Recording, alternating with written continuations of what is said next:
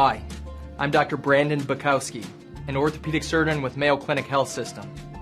Today, I'm here to answer questions you may have about direct anterior approach hip replacement surgery. So during a direct anterior hip replacement surgery, just like any other hip replacement surgery, ultimately what we need to do is restore both sides of the joint. So think of the hip as a ball and socket joint. We have to replace the socket and we have to replace the ball. And regardless of the approach we use, both of those things need to happen. So typically what happens in the direct anterior hip replacement is we enter the hip through the front. The beauty of that approach is that all of the muscles in and around the hip are able to be retracted with minimal release of soft tissues and muscular structures that support the hip. So one of the advantages is potentially increased stability after the procedure.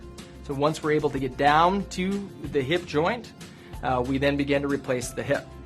Once we're there, the technique is not all that different from any other hip replacement, right? So it requires thoughtful execution by the surgeon to replace both the cup or the socket and the ball, the femur.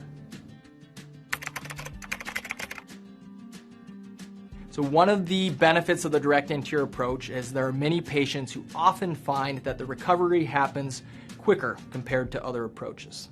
Doesn't necessarily mean their outcomes are any better at the end, but what lots of patients have demonstrated to us is that they're able to get up and get going a bit quicker than some of their counterparts.